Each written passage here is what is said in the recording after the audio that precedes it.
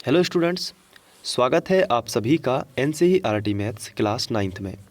और हम लोग प्रश्नावली 6.1 कर रहे हैं और उसमें आज हम करेंगे प्रश्न क्रमांक 6। और इसके पहले हमने 1 से 5 तक के सभी प्रश्नों को किया है। यदि आपने नहीं देखे हैं तो आप आई बटन में जाकर वहाँ प्लेलिस्ट मिलेगी आपको और पूरे के पूरे आप वीडियोस देख सकते हैं।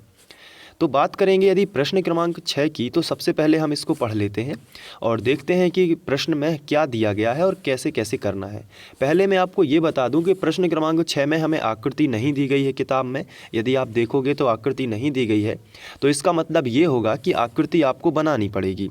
ठीक है, तो चलिए प्रश्न पढ़ लेते हैं, फिर हम आकृति बनाते हैं जैसा कि प्रश्न में कहा गया होगा। यह दिया है कि कोण XYZ बराबर 64 अंश है। ये हमें दिया गया है। क्या दिया गया है? कोण XYZ कितना है? 64 अंश। और XY को बिंदु P तक बढ़ाया गया है। दी हुई सूचना से एक आकृति खींचिए। देखिए प्रश्न में ये बोला गया है कि आपको कुछ आंकड़े दिए गए हैं, कुछ सूचनाएं दी गई हैं और उससे आपको एक आकृति खींचना है। तो इसका मतलब है कि आकृति हमें ही बनानी पड़ेगी। फिर आगे का क्वेश्चन हम बाद में पढ़ेंगे, पहले इतना जो दिया गया है उसको हम बना लेते हैं। तो हम आकृति बनाएंगे इस अलग से पेपर में यहाँ पे, ताकि हमें जब ज़रूरत हो तो हम इसको आगे पीछे खिसका सकें। ठीक है, तो क्या दिया गया है? कोण XYZ 64 अंश है। तो सबसे पहले हम यही बनाते हैं। तो 64 अंश बनाने के लिए हम स्केल की सहायता से सबसे पहले एक सीधी लाइन खींचेंगे, फिर उस पर 64 अंश बनाएंगे। ठीक है, तो आपको ध्यान से देखना है। ये देखिए, एक सीधी लाइन हमने ये खींची यहाँ पर इस तरीके से, और इसको हम नाम बाद में देंगे क्योंकि हमें यहाँ पे XYZ 64 बनाना है। तो यहाँ पे हम एक क्या करेंगे, पॉइंट बना लेंगे। यहाँ पे जो सबसे पहले का पॉइंट है, यहाँ पे पॉइंट। अब इस बिंदु से हम बनाएंगे 64 अंश। तो जैसे कि बाई पर बनेगा तो मैं आपको बाद में भी बता सकता हूँ, तो इसलिए अब मैं 64 अंश बना देता हूँ। सबसे पहले ये देखिए, चांदा रखा और चांदे पर यहाँ जो सेंटर पॉइंट होता है ना, ये वाला यहाँ पे होगा। तो इसको यहाँ पे रखना है और ये जो लाइन दिख रही है ना आपको, ये यहाँ पे रख देना है। तो चलिए वैसे ही कर देते हैं। ये देखिए, ये चांदा हो गया अपना फिक्स। अब उसके बाद 64 देखिए कहाँ लिखा हुआ है। तो 64 यहाँ पे 60 है, आगे बढ़ोगे तो 60 के बाद 4 मतलब 1। मैं इसको थोड़ा सा जूम करके बताता हूँ। ये आप देख सकते हैं। अब यहाँ पे ये थोड़ा सा खिसका लेता हूँ। तो अब आप देख सकते हैं कि 64 कहाँ मिलेगा। 60 के बाद 1 2 3 4 मतलब अप्रॉक्सीमेटली यहाँ पे। ठीक है, तो ये इस तरीके से हम एक लाइन खींच देंगे। तो ये हमने इस बिंदु से मिलाया और इस बिंदु से मिलाया, और इसको थोड़ा वापस से जूम आउट करके ये लाइन खींच देनी है। देखिए ये लाइन आप खींच लोगे ना, तो ये लाइन हो जाएगी 64 अंश के लिए। तो यहाँ पे आप लिख भी सकते हैं कि ये 64 अंश का कोण है।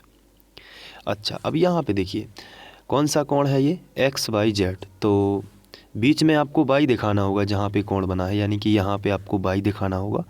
तो बाई, अब आप XZ कहीं भी दे सकते हैं। तो मान लीजिए यहाँ पे कि ये जो है ये X हो जाएगा अपना, और यहाँ पे इसे Z मान लेते हैं। ठीक है, तो इसको हमने Z मान लिया। आप यहाँ भी लिख सकते हैं, मैंने थोड़ा सा इस रेखाखंड को कम कर दिया यहाँ पे, तो ये Z हो गया। तो इससे कोई प्रॉब्लम नहीं है। बाकी आगे लिखा है कि XY को बिंदु P तक बढ़ाया गया है। तो ये सही रहा कि यहाँ पे हमने x माना कि XY को बिंदु P तक बढ़ाया गया है। तो अब हम XY जो रेखा है इसको बिंदु P तक बढ़ा देते हैं। अगर आप यहाँ पे x मानते तो इस तरीके से बढ़ाना पड़ता। तो दोनों तरीके से सॉल्व हो सकता है, लेकिन थोड़ा सा मैंने बनाया, तो आप भी इसी तरीके से बनाना। ठीक है, तो XY को कहाँ तक बढ़ाया गया है? बिंदु P तक बढ़ाया गया है। तो हम यहाँ पे क्या कर लेते हैं, एक लाइन और खींच लेते हैं, क्योंकि हमारा XY ये है।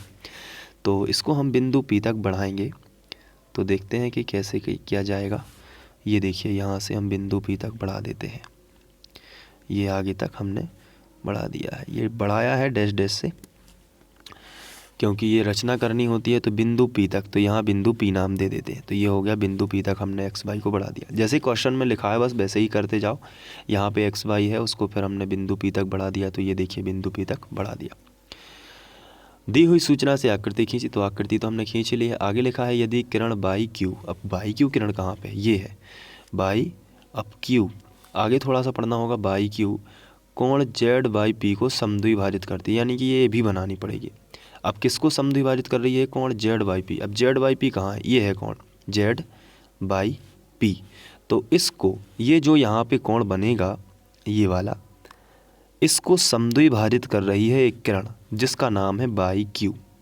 तो बाई तो यहाँ पे है, तो यहाँ से निकलेगी ना, तो क्यू यहाँ पे आ जाएगा। तो यहाँ पे हम एक किरण बना लेते हैं जिसका नाम है बाई क्यू, और जो कि ये जो एंगल है ना, इसको बराबर बराबर हिस्सों में बांट रही है, इसी को बोलते हैं समद्विभाजित करना। ठीक है, तो बाई क्यू, ये किरण हो जाएगी बाई क्यू। अब इसको समद्विभाजित किया, यानी जितना भी ये कोण होगा तो उसको बराबर बराबर दो हिस्सों में बांट दिया है। तो यहाँ पे जितना होगा वहाँ पे भी इतना ही होगा, यानी कि अगर यहाँ पे हम मान लें कि ये x है तो ये भी क्या हो जाएगा, x ही होगा, क्योंकि दोनों बराबर ही एंगल होंगे। और किसको बांटा है, z बाई p, यानी कि ये बड़े वाले कोण को किसने बांट दिया है, बाई क्यू किरण ने, जो कि क्वेश्चन में लिखा है। देखिए आप देख सकते हैं, यदि किरण बाई क्यू, यानी कि ये वाली किरण बाई क्यू, आगे है कि कोण जेड बाई पी को समद्विभाजित करती है, तो कोण जेड बाई पी, आप समझ गए होंगे कि जेड बाई पी जो है ये बड़ा कोण है, इसको समद्विभाजित कर रही है। ठीक है, तो इस तरीके से है। तो आगे लिखा है कि तो एक्स बाई क्यू और प्रतिवर्ती बाई क्यू बाई पी के मान ज्ञात करना है। कौन कौन के, एक्स बाई क्यू। अब एक्स बाई क्यू कहाँ है, एक्स बाई क्यू, यानी कि ये कोण हमें ज्ञात करना है। जो ज्ञात करना है उसको अलग कलर से बनाते हैं, एक्स बाई क्यू, यानी कि ये वाला जो एंगल है, ये वाला एंगल, ये ज्ञात करने के लिए बोला गया है। और क्या बोला है, प्रतिवर्ती क्यू बाई पी।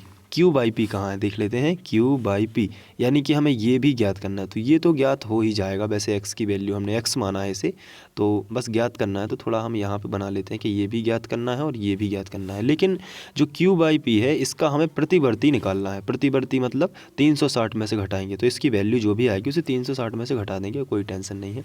तो ये बन गया दी हुई सूचना से आकृति या चित्र। ठीक है, अब इस आकृति को हम मतलब कि सॉल्व करेंगे। तो अभी जो दिया गया है क्वेश्चन में उसको लिखेंगे सबसे पहले। तो दिया है कोण x बाई जेड, तो हम यहाँ पे लिखेंगे कोण x बाई जेड बराबर दिया गया है 64 अंश। ठीक है, तो ये हमने लिख लिया। आगे सूचना से हमने आकृति तो बना ली है, बाकी आगे हम यहाँ से डायरेक्ट लिखेंगे चित्र से। ठीक है, और चित्र तो आप बना ही लोगे, यहाँ बगल में बना लेना है ये चित्र। ठीक है, उसके बाद यहाँ तो दिया है, लिख लिया है आपने, बगल में आप चित्र बना लोगे तो जांचने वाले को दिखेगा कि हाँ ये चित्र है, तो आप लिख रहे हो चित्र से, तो वो समझ जाएगा कि आप चित्र से लिख रहे हो। अब अगर हम देखें तो x बाई पी एक रेखा है ना, सीधी रेखा है ना ये, तो यहाँ पे लिखेंगे कि x बाई पी एक रेखा है। तो जब ये रेखा है तो इसमें क्या होगा, इन तीनों को जोड़ देंगे, ये 64, ये x और ये x, अगर इन तीनों को जोड़ देंगे तो 180 बनेगा। इसको मैं अलग से बता देता हूँ, ये देखिए 180 वाला जो टर्म है उसको मैं यहाँ पे दिखा रहा हूँ कि ये एक रेखा है। कौन सी, आप यहाँ पे देखिए, इस चित्र को ऐसा कर देते हैं, तो x बाई पी एक रेखा है, तो यहाँ पे ये 180 बन जाएगा। ये पूरा एंगल, ये पूरा होगा 180, अब जितना भी हो। तो उसके लिए भी है कि ये 64 जुड़ जाएगा, फिर ये x जुड़ जाएगा, फिर ये x जुड़ जाएगा। ये यहाँ से लेके यहाँ तक कितना है, इसको ध्यान से देखिए, इसको ध्यान से देखना है। देखो यहाँ से लेके यहाँ तक कितना है, आप कहोगे 64 है, फिर यहाँ से लेकर यहाँ तक कितना है, x है, फिर यहाँ से लेके यहाँ तक कितना है, x है। तीनों को जोड़ दोगे ना तो 180 बन जाएगा। 64 प्लस x हो जाएगा कितना, 180। तो बस यहाँ पे थोड़ा सा ही दिमाग लगा लेना है, बस ये बन जाएगा। तो चलिए हम उसी अनुसार लिख लेते हैं कि हमने लिखा, इसलिए 64 प्लस x बराबर 180 हो जाएगा। अब 64 ज्यों का त्यों, एक x और एक x जोड़ देंगे तो 2x हो जाएगा, है ना, बराबर आ जाएगा 180। अब 64 2x में तो जोड़ नहीं सकते, तो इसलिए हम इसका पक्षांतर इस तरफ कर देंगे। तो यहाँ पे क्या बचेगा, 2x बराबर 180, और ये प्लस का 64 इस तरफ आ जाएगा तो माइनस का 64 हो जाएगा। ठीक है, अब हम घटा लेते हैं तो 2x बराबर 180 में से 64 घटा लीजिए तो कितना बचेगा, 116 है। ठीक है, तो यहाँ पे आप लिखोगे 116। अब ये जो गुणा में है 2, इसको बटे में पहुँचा देते हैं तो x बराबर होगा 116 बटे 2। तो आंसर कितना आ जाएगा, 2 पंचे 10, यहाँ पे एक बच जाएगा, 2 अट्ठे 16, तो 58 आएगा आपका आंसर x का। तो इसका क्या मतलब है, इसका सीधा मतलब ये है कि अगर हम चित्र में देखें, इसको सीधा कर लेते हैं तो ये भी 58 अंश का निकला, तो ये भी कितने का होगा, 58 का होगा, और ये 64 का था। आप तीनों को जोड़ेंगे तो 180 ही बन रहा है। तो इसलिए हमें x की वैल्यू यहाँ से मिल गई। ये फ़ायदा हमें हुआ, कौन सा, कि हमें x की यहाँ पे वैल्यू यानी x का मान मिल गया यहाँ पे। कैसे मिला, जब हमने इन तीनों को इस तरीके से ऐड किया, 180 वाला टर्म लगा दिया कि x प्लस 64 बराबर 180, तो हमें x का मान मिल गया। अब हमें ज्ञात क्या करना है, ज्ञात हमें करना है ये पूरा का पूरा x बाई क्यू। तो वो ज्ञात तो आपको दिख ही रहा कि ये 64 है, ये 58 है, दोनों को जोड़ देते हैं तो आ जाएगा कितना, x बाई क्यू। तो यहाँ पे हम लिखेंगे, इसलिए कोण x बाई क्यू बराबर, जो ज्ञात करना है उसको लिखेंगे कोण x बाई क्यू बराबर, और कितना होगा 64 प्लस एक्स, 64 प्लस एक्स होगा तो x का मान हमने निकाल लिया है। तो पहले तो हम लिखेंगे 64 प्लस एक्स, और x का मान निकाला है उसको लिख देंगे 58। तो अब जुड़ जाएगा ये दोनों, है ना, तो जोड़ देते हैं तो 8 4 12 है कि 2 हासिल आ जाएगी, 6 5 11 और 1 12, 122 अंश। तो ये जो टोटल है वो कितना आया, 122। ठीक है, ये यहाँ से लेके यहाँ तक ये आया 122। कैसे पता चला, x पहले हमें पता नहीं था, ये x था, लेकिन अब हमने 180 का लगाया तो हमें x पता चल गया कि ये है 58 है। अब 58 में 64 जोड़ देंगे तो 122 हो जाएगा, यहाँ से लेके यहाँ तक, तो 122 अंश आ जाएगा ये। ठीक है, तो ये भी सरल है। अब क्या ज्ञात करना था क्वेश्चन में साथ में, तो प्रतिवर्ती ज्ञात करना था q बाई पी का। q बाई पी हमें ज्ञात है क्या, q बाई पी, यस, हमें x का मान मिल चुका है 58। तो हम यहाँ पे लिखेंगे, चूँकि q बाई पी कोण q बाई पी बराबर 58 हमने निकाल दिया है, जो कि पहले x था। इससे हमें बहुत फ़ायदा हुआ है, हमने 180 वाला लगाया जिससे, तो हमें x का मान मिल गया, जिससे बहुत ही सरल हो गया। तो q बाई पी 58 है, तो लेकिन हमें q बाई पी नहीं ज्ञात करना, हमें प्रतिवर्ती q बाई निकालना है। तो हम यहाँ पे लिखेंगे कि चूँकि q बाई पी 58 है, इसलिए प्रतिवर्ती q बाई पी कोण q बाई पी, और प्रतिवर्ती निकालते हैं तो मैंने आपको बताया था कि 360 में से ओरिजिनल को घटा दीजिए, तो 360 में से जो 58 इसको घटा देंगे तो q बाई पी का प्रतिवर्ती आ जाएगा। तो 10 में से 8 चले जाएंगे तो 2 बचेगा, यहाँ पे 6 में से 5 चले जाएंगे तो बचेगा 1, और यहाँ पे क्या बचेगा, यहाँ पे सॉरी 0 आएगा, है ना, क्योंकि जब 10 में से 8 घटे तो 2, यानी कि इसमें से एक उधार लिया था तो 5 में से 5 गया 0, 3 ज्यों का था, तो ये आ गया 302। तो 302 अंश जो है आपका आंसर आ जाएगा। बस इसको इसी तरीके से सॉल्व कर लेना है, बस एक बार प्रैक्टिस ज़रूर कर लेना है आपको। ठीक है, प्रैक्टिस करोगे तो बनेगा। तो अब स्क्रीनशॉट में दिखा रहा हूँ आपको।